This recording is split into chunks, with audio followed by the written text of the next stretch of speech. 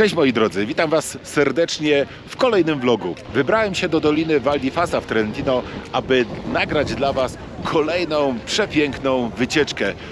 Kolejne ski safari, które zaczyna się na Selarondzie, a kończy gdzieś między tymi pięknymi górami. Dlaczego ten odcinek nazywa się Ski Tour Panorama? To chyba już wszystko mówi ten widok za mną. Serdecznie zapraszam do oglądania tego odcinka.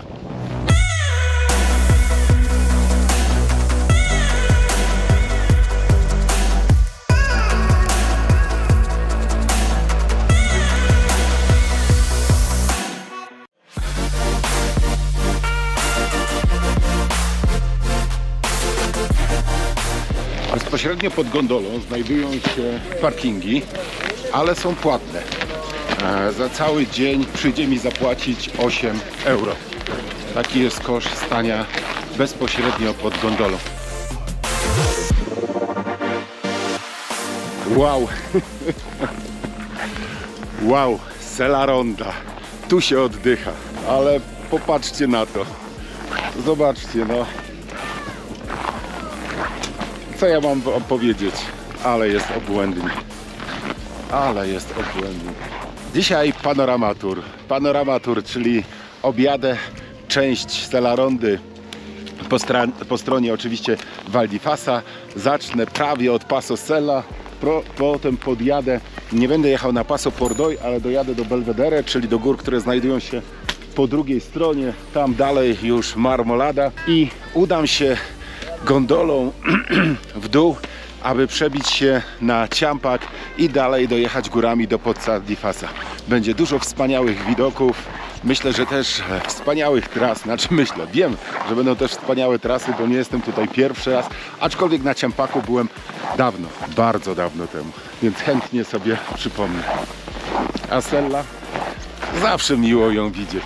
Na początek opis sytuacyjny. Gdzie jestem? I co mam zamiar zobaczyć i co stąd widać. Jestem na Col Roderla, 2485 metrów nad poziomem morza. Tam z tyłu góra Schlern, tutaj Sasso Lungo i Sasso Piatto, dwa szczyty powyżej 3000 metrów, a po drugiej stronie najwyżej położona łąka w Alpach, czy największa łąka w Alpach i z tych największych, najwyżej położona, czyli Alpe di Susi Zeiseralm. Jeżeli kupicie ski pass Dolomity Super Ski, to oczywiście możecie tam pojechać. Za górką z tej strony, za Passo Sella, oczywiście Val Gardena, a w tamtym kierunku Marmolada, no i oczywiście tam widać masyw Selli. Plan na dzisiaj jest taki, aby objechać tutejsze tereny. Teraz zjadę w lewo, wyciągnę się do góry, pojadę w kierunku Passo Selli i zacznę jechać w kierunku Belvedere. Osoby, które tutaj jeżdżą, na pewno bardzo dobrze znają te tereny, a następnie dużą gondolą, jak wcześniej powiedziałem, zjadę w kierunku Ciampaka i dalej będę kierował się w kierunku Pozza di Fasa, aby pokazać Wam kolejną trasę z cyklu Sekrety Selarondy.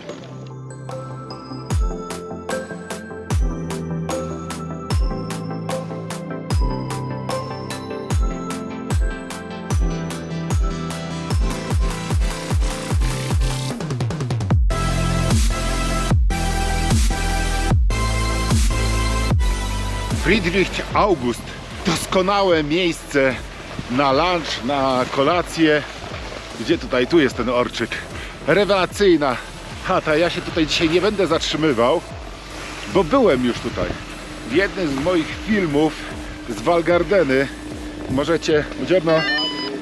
możecie zobaczyć, jak tu jest i jakie tutaj posiłki się serwuje. Przepraszam za te kije, ale widzicie, wszystko naraz. Chodzi o to, żeby jak najszybciej dostać się dalej, więc nie mam czasu nawet odkładać specjalnej kamery. Wracając do tej chaty, naprawdę genialne miejsce. Można tutaj zarezerwować sobie kolację, przyjechać samochodem, wydrapać się w góry i potem takim specjalnym skuterem przewiozą Was do tej chaty. No bo z buta by był dosyć kawał od najbliższego parkingu. Świetne, naprawdę świetne miejsce. Szczerze powiedziawszy, to dokładnie nie pamiętałem, bo byłem tutaj w nocy.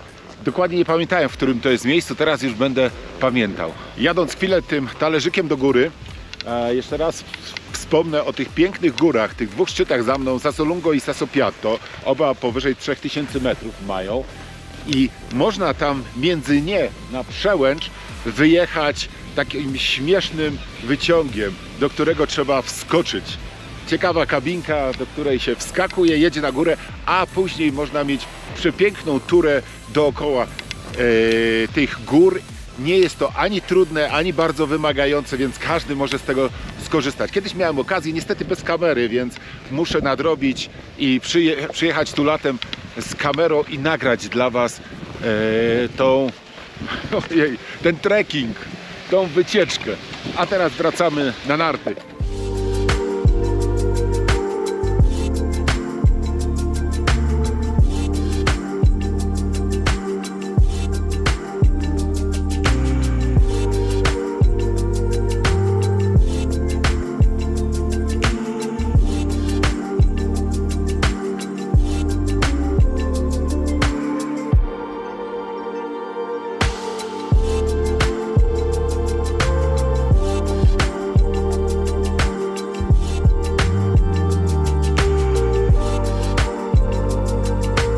Dotarłem już tak naprawdę na koniec Panorama Tour. Dla mnie będzie to tak naprawdę początkiem. Koniec, na skrajny punkt całego touru, całego ski safari i od teraz zaczynamy naszą zabawę. Sprawdźmy, czy zdążę wrócić z powrotem. Inaczej, po polsku, czy zdążę wrócić z tego ski safari. Cel Pozza di Fassa.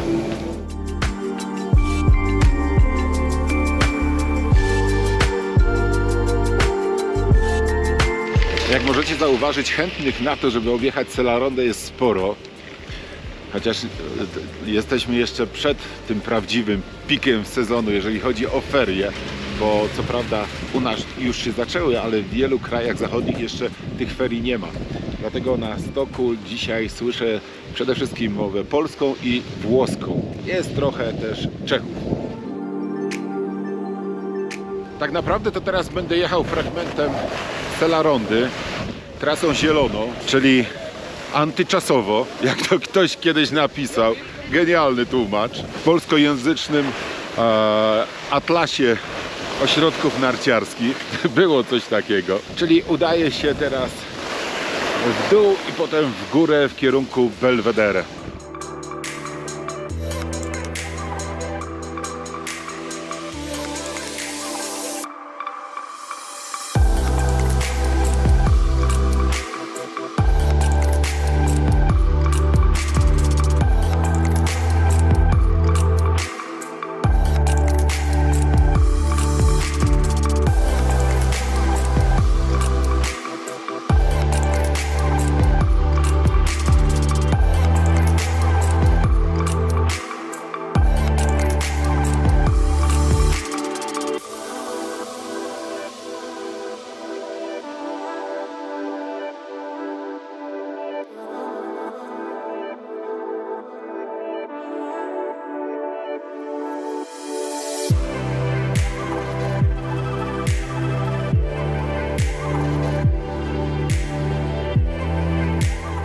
Białą gondolą w kształcie jajka wyjechałem już na tereny narciarskie Belvedere i teraz muszę tylko wybrać odpowiednie krzesło, aby dostać się tam.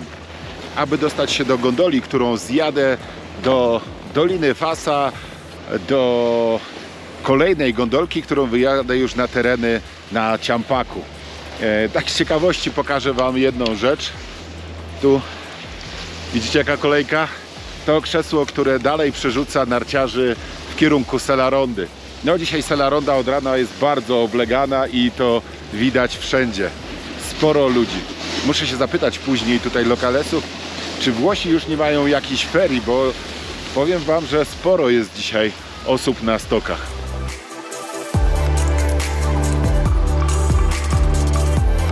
No właśnie, o to mi chodziło. Alba Ciampak.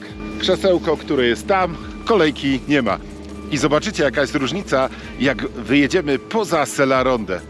Dlatego zawsze Was namawiam do tego, aby troszeczkę przemyśleć Wasze narciarskie wypady i pojechać gdzieś poza Selarondę, żeby nie kręcić się tylko po stokach takich jak tutaj, bo tu jest dużo lokalesów, to znaczy osób, które, może nie lokalesów, ale osób, które jeżdżą tylko w tym miejscu, bo boją się gdzieś dalej wyjechać. No i oczywiście do tego dochodzi ruch Selarondy.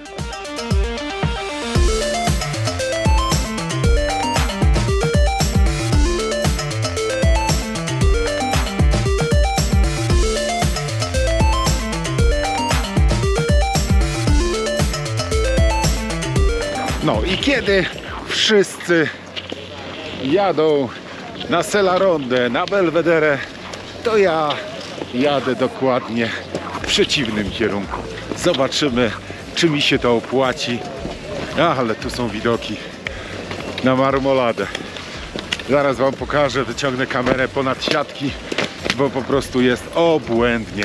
Jakby to powiedział pan Makłowicz, delektujcie się tym, co otrzymujecie. Zobaczcie, co jest z tamtej strony. Rewelacja.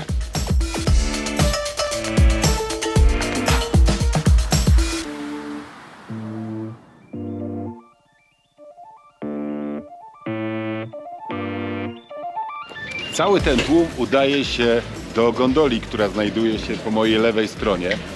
I dobrze jest wtedy zostać tutaj i zrobić sobie pamiątkową fotkę z gondolą, która wyjeżdża na Col dei Rossi, czyli górę, z której ja aktualnie zjechałem.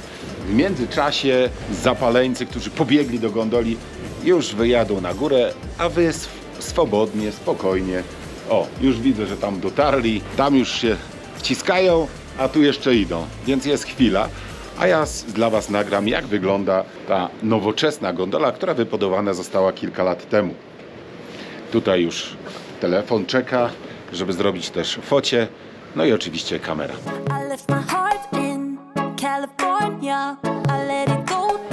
Gondola pojechała, tam już też tłum wyjechał w kierunku Ciampaka, więc spokojnie można się udać do gondoli. Tak a propos, to tutaj są dosyć ciekawe i niższe ceny niż na przykład w Canacei noclegów. Miejscowość nazywa się Alba.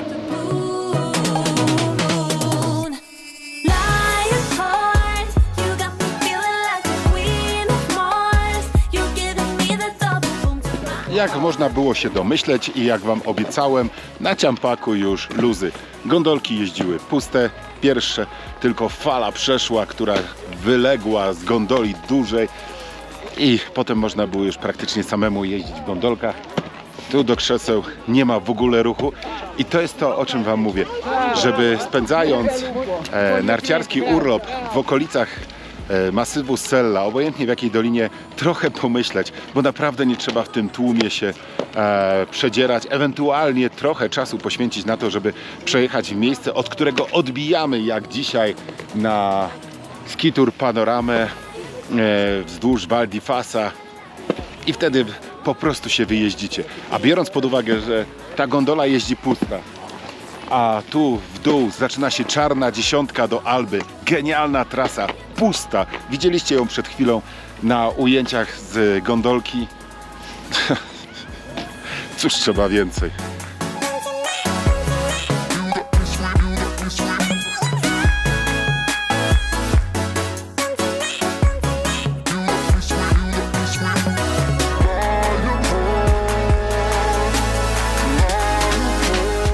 Trochę mi chmurek przybyło nad masywem Sella i myślę, że to, żeby dzisiaj trochę zmienić plany, to był dobry pomysł. Sam Ciampak, to znaczy to miejsce, to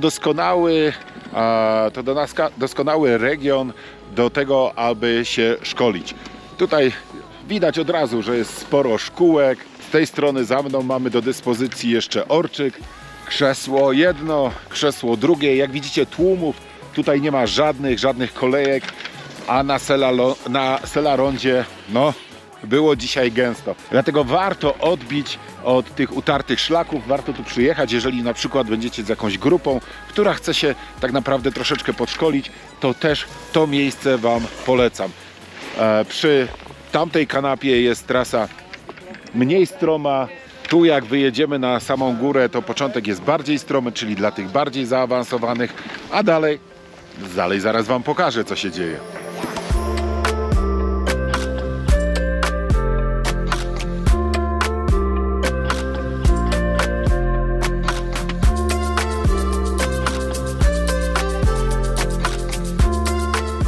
Już domyślacie się, dlaczego to się nazywa Skitur Panorama? Wow. Jeżeli moje filmy spodobały się Wam, odwiedziliście któryś z ośrodków narciarskich dzięki mojej rekomendacji, możecie rozważyć wsparcie mojej działalności na YouTube. Zapraszam Was do serwisu Patronite, gdzie możecie wspierać Waszych ulubionych twórców. Możesz także wesprzeć moją działalność, stawiając mi kawę. Link do wirtualnej kawiarni znajduje się w opisie do tego filmu. Z góry dziękuję. Z tymi chmurkami to tak ta choroba. Pogoda trochę postraszyła. No, już jest tak, jak miało być. Już jest jackowa pogoda. Taki był forecast. A tak szczerze rzecz biorąc, to prognoza pogody na dzisiaj była właśnie taka, że będzie cały czas słońce. Nie wiem, skąd te chmury na chwilę się tutaj przywlekły. Jutro też ma być piękna pogoda, więc w następnym odcinku zapraszam Was do San Pellegrino. W czwartek będę miał wolne. A wiecie co, pogoda się tak zmienia, tak szybko się zmienia, że w czwartek też mogę wcale tego wolnego nie mieć. Będzie znowu robota. Kocham moją pracę, kocham ją po prostu. Wow, jak tu jest pięknie. To, co widzicie za mną, to pasmo Rosengarten, czy łańcuch Rosengarten. Troszeczkę w tą stronę to Latemar. W poprzednim odcinku byłem dokładnie tam, za tą górką, czyli w ośrodku Carezza. 2 odcinki wcześniej byłem za tamtą górką, czyli za Latemarem, w ośrodku Latemar. Jak widzicie, wszystko jest bardzo, bardzo blisko. Stąd nawet widać czarną trasę na Passo Carezza, na Carrer Pass. Dokładnie w tamtym miejscu. A ja dalej udaję się w kierunku Pozza di Fassa, tam na dole, i tam zakończy się mój panorama tour. Zakończy się. Zacznę wracać. Ale jak widzicie, da się to bez problemu zrobić. Nawet jeżeli rano wyjedziecie z tak odległych, nazwijmy to, ośrodków, jak miejscowości gdzieś w Dolinie Gardena, czy z Alta Badii i Corvary, bez problemu dojedziecie tu i wrócicie z powrotem z lunchem w trakcie waszego ski safari. Ale żebyście to wiedzieli, to dlatego nagrywam dla Was sekrety Selarondy.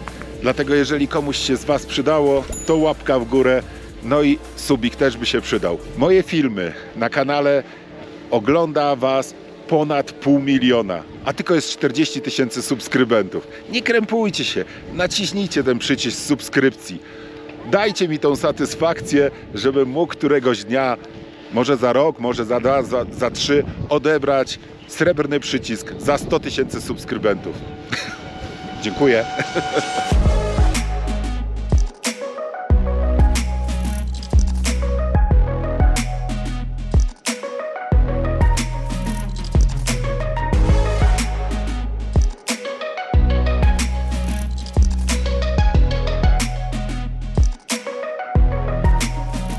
Baita Kus to miejsce, w którym zaplanowałem nasz dzisiejszy wątek kulinarny. Jaki tu jest widok! Wyobrażam sobie takie marcowe narty na tym tarasie, to znaczy odpoczynek na tym tarasie. Siedzicie tutaj i podziwiacie taką panoramę. Rewelacja. Super. Straszne zamieszanie w tej Baicie. Duży ruch, ale to tylko dobrze świadczy o tym, że restauracja musi być dobra, bo dużo lokalesów jest tutaj. Znaczy inaczej, dużo Włochów tutaj przyszło. Gdzieś na tarasie słyszałem tylko troszeczkę mowy polskiej, a tak sami Włosi siedzą tutaj i nieźle biesiadują. Ja dzisiaj postanowiłem zjeść takie włoskie jedzenie. Chodziła za mną od początku tego pobytu po Dolomitach zupa minestrone stronę, więc zjadłem zupełnie stronę. Teraz widzicie, jak ona wygląda. Było naprawdę pyszne. A na drugie danie, dla porównania z wczorajszym dniem, znowu zamówiłem sobie jelonka. Zobaczymy, jak dzisiaj to będzie wyglądało, jak będzie smaczne mięso. Będzie porównanie tych dań. Troszeczkę, że tak powiem, rzucam tutaj wyzwanie restauracji, bo wczorajszy jelonek był po prostu przepyszny, a poprzedni na latemat. Zobaczymy, który z tych trzech był najlepszy. Przyznam wam się. Oczywiście będzie to subiektywna opinia Jacka. Straszne zamieszanie w środku. Ciężko mi było z wami porozmawiać. Powiem tak. Jedzonko to chyba nie był jelonek, aczkolwiek była to dziczyzna, więc ciężko mi to porównać z tym, co jadłem wcześniej. Więc niestety takiego wprost porównania nie będzie. Ruszam dalej, bo jeszcze muszę zjechać do Pozzi di Fassa i to 2 razy, bo jest czarna trasa na dół i czerwona. I chciałbym wam obie pokazać, więc szybciutko będę jechał. A jeżeli chodzi o Baite Cus, to serdecznie wam polecam. Może będziecie mieli troszeczkę więcej szczęścia, to znaczy chodzi o to, że mniej osób tutaj będzie, więc kurczę, jakaś muzyka mi tutaj cały czas gra, potem mi znowu monetyzację usuną, będą zastrzeżenia o prawa autorskie. Serdecznie wam polecam tą restaurację, jedzenie pyszne, szybko serwowane, bardzo miła obsługa. No i te widoki.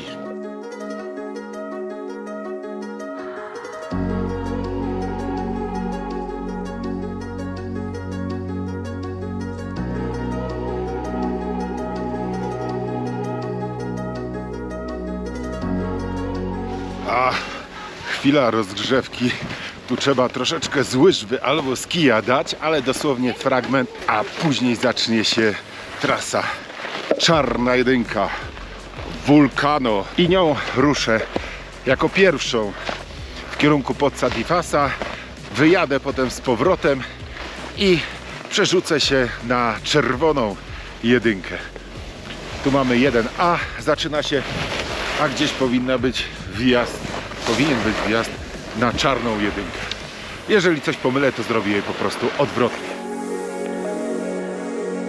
Rany boskie, jak tu jest ładnie. Zostaję do wieczora.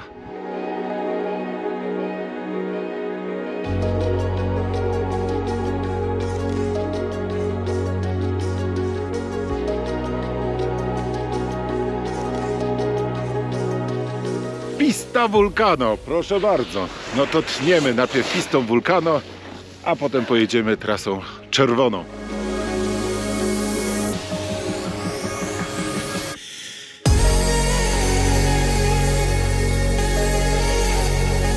Ho, ho, ho! Jak... Wow, aż mi dech zaparło. Z jednej strony ze względu na tą trasę, bo niezła lufa, i na te widoki. Połączenie jedno z drugim po prostu masakryczne. W sensie pozytywnym. Rewelacja. Czad. I te dzikie tłumy.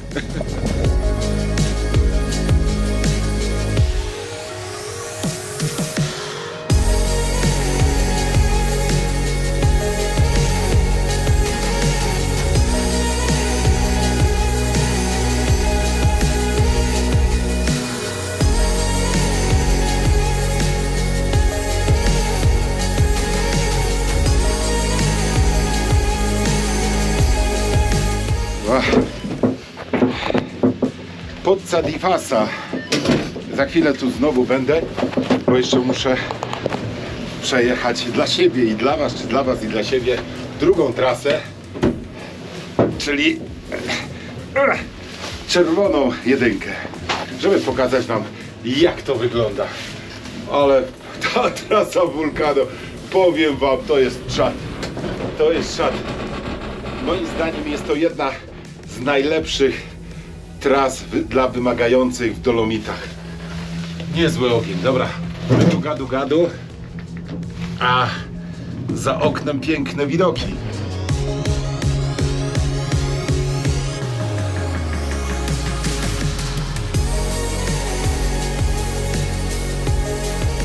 Podejście drugie zjazdu do Pozzy. Przypomnę, że jestem w regionie Bufare między Ciampakiem a Pozzą di Fassa. I teraz czerwona jedynka, którą dojadę ponownie do dolnej stacji gondoli. Ten widok jest po prostu niesamowity.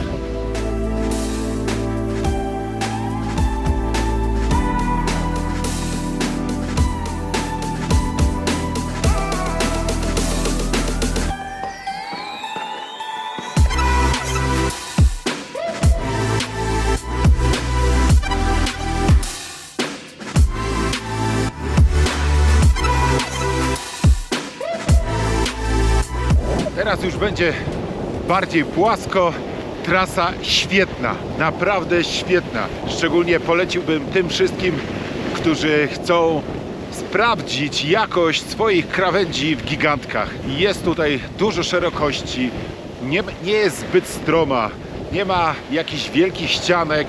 Cały czas jedziemy na takiej dobrej prędkości, naprawdę dobrej prędkości. Jest gdzie się rozpędzić, jest gdzie nabrać ognia. Super trasa, genialna. Natomiast w związku z tym, że kończy się głębiej w dolinie, to tak jak pamiętam to z dawnych lat, trzeba tutaj troszeczkę cierpliwości, bo jest płaski odcinek, żeby dojechać do dolnej stacji gondoli. I tak krótko tylko, taka ciekawostka dla Was. Kiedyś przyjechałem tutaj mając w boksie kilka par nart. Jedną z tych par były nówki slalomki. Oczywiście wiadomo jakiej firmy, te od Rybaków. Wziąłem te slalomki, które zostały przygotowane przez jeden z serwisów. Nie będę mówił, który, zresztą nie istnieje już. Nie istnieje już ten serwis, na szczęście. Dostali nówkę, maszynę. Mówią: Jacek, daj, zrobimy Ci super narty. Zrobili te narty. Narty były nie do użycia. Jak przygotowanie nart jest ważne. Można komuś dosłownie zepsuć narty. Znaczy oczywiście je się da zrobić później, ale trzeba je znowu wziąć na maszynę porządnie kalibrowaną, odpowiednią maszynę i do odpowiedniego fachowca. Natomiast tutaj była masakra. Narty jeździły jak chciały. I to nie jest kwestia złego narciarza. To jest kwestia złego przygotowania nart. Pamiętajcie o tym, oddając narty do serwisów wątpliwej jakości. Wybierając się na zimowy urlop, pamiętaj koniecznie o wykupieniu dobrego ubezpieczenia narciarskiego, dostosowanego do Twoich potrzeb. Aby ułatwić Ci wybór, w opisie do tego filmu znajdziesz link do porównywarki ubezpieczeń, dzięki czemu zakupiona polisa będzie najlepszą dla Ciebie.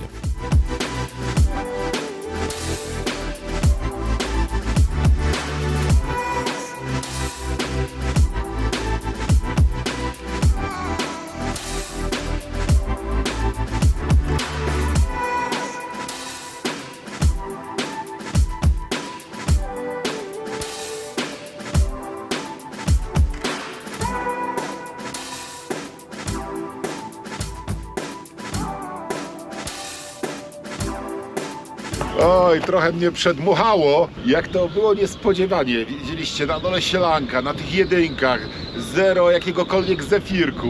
A tu u góry pogoda jest groźna. Wiatr ma jakieś inne plany w stosunku do nas narciarzy, ale my się nie damy.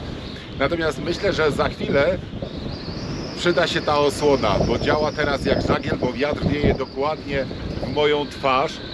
Teraz to prawda go tak nie czuć, bo jestem schowany za górką, ale za chwilę jak wyjadę na górkę, to może być wesoło.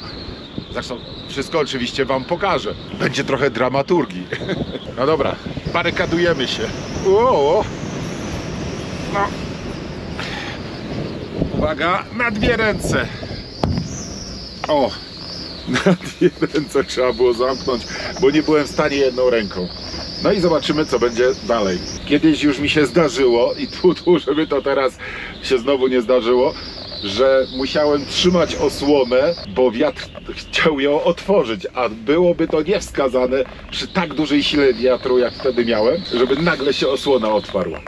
Krzesełko powoli jedzie, a jestem w takim miejscu, że ani w prawo, ani w lewo. No w którąś stronę muszą nas wywieźć. Potem już będzie z górki i to dosłownie z górki, bo wyjadę na Ciampak, będę na szczycie Ciampaka i do Alby już tylko wyłącznie zjazd na nartach. Zresztą Ciampak będzie zasłonięty. Myślę, że na samym Ciampaku, jak zjadę trochę niżej, to już nie będzie tak wiało. Natomiast pytanie, czy będzie jeździła gondola na Belvedere, czy wyjadę do góry znowu, żeby w ogóle się przedostać w kierunku Campitello. No, wszystko zobaczymy. Skitur Panorama z przygodami. Będzie Adventure Skiturów Panorama. Teraz nie słychać wiatru na przykład. A na Ciampaku cisza, ciszak i cisza. Po prostu zero wiatru. Zero. Niesamowite. Tam łeb urywało, a tutaj nic. Jak wam się podoba teraz Ciampak po południu? Zero chmurek. Tam marmolada, sella, przepiękne dolomity. Gdzieś tam z tyłu pewnie Tofana, czyli Cortina d'Ampezzo. Polecam, jeszcze raz polecam. A to, co już mówiłem w innych filmach o sekretach Selarondy. Planujcie, zwiedzajcie, nie jeździcie tylko jak te owieczki dookoła w prawo, w lewo. Oczywiście Selarondę trzeba przejechać, ale Selarondę też przejedziecie jadąc fragmentami w różnych kierunkach. Teraz przede mną bardzo długi zjazd, bo z tego szczytu, czyli z 2419 metrów nad poziomem morza, zjeżdżam do Alby. Tu jest 2419. Zobaczymy, ile będzie w Albie, jaka różnica wysokości.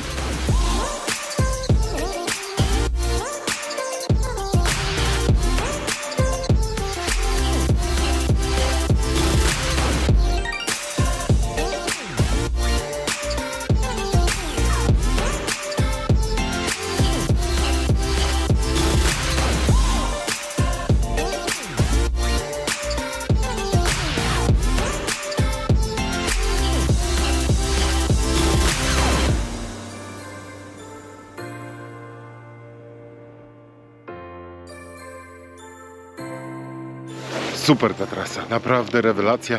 Dla tych wszystkich, którzy jeszcze na koniec dnia lubią sobie dołożyć, to polecam. Natomiast od razu informuję, gdyby ktoś pytał, to znaczy osoby, które nie bardzo przepadają za kolorem czarnym, że po prostu trzeba zjechać gondolką. Nie ma tutaj wariantu innego niż czarny. Jeszcze kawałek do gondoli właśnie przyjechała. Nie wiem, czy przypadkiem mi nie ucieknie.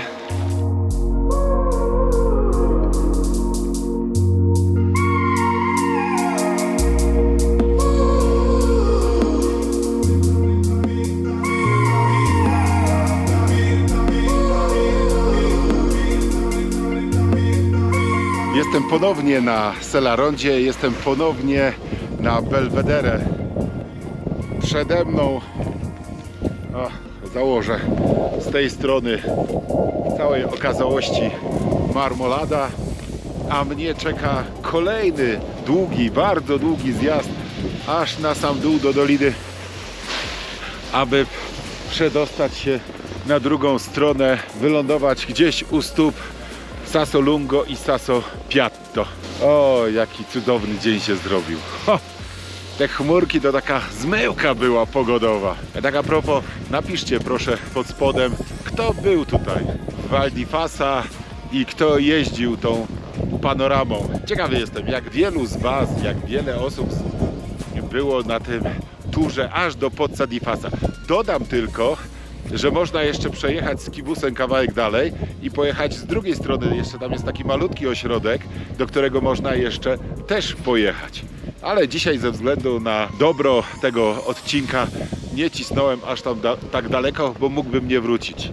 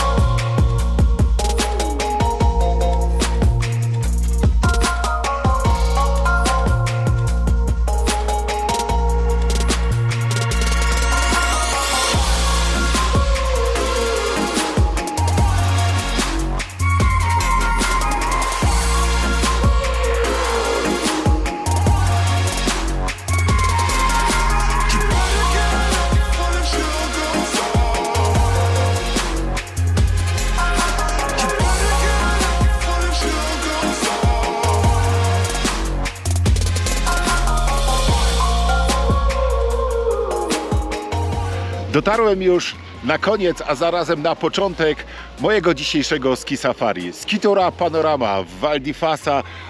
Coś wspaniałego. Serdecznie Wam polecam, aby korzystać z Sella Rondy jako autostrady do różnych ciekawych miejsc. Do tego, żeby właśnie pojechać do Pozza di Fasa. Wystartowałem gdzieś koło godziny 10. Jest godzina przed 4. Bez problemu można to, jak widzicie, objechać. Biorąc pod uwagę, że miałem po drodze lunch, plus ja się obijam, no bo cały czas zatrzymuję się, robię zdjęcia, nagrywam i tak dalej, to bez problemu można to przejechać. Można jeszcze przejść na drugą stronę Pozza di Fasa, zwiedzić jeszcze tamten malutki ośrodek i wrócić spokojnie z powrotem. Nawet gdybyście startowali z Corvary, z Val Gardeny, też zdążycie. Tylko trzeba jechać. Przy zachodzącym słońcu, z przepiękną panoramą Selli, żegnam się z Wami z Doliny Val di Fasa. Mam nadzieję, że się podobało. Jeżeli tak, to oczywiście łapka w górę, subik, dzwoneczek, żebyście nie przegapili następnych filmów. I widzimy się w kolejnym filmie. Jest duża szansa, że będzie to kolejny film z Val di Fasa. Dziękuję ślicznie, do zobaczenia, trzymajcie się, cześć!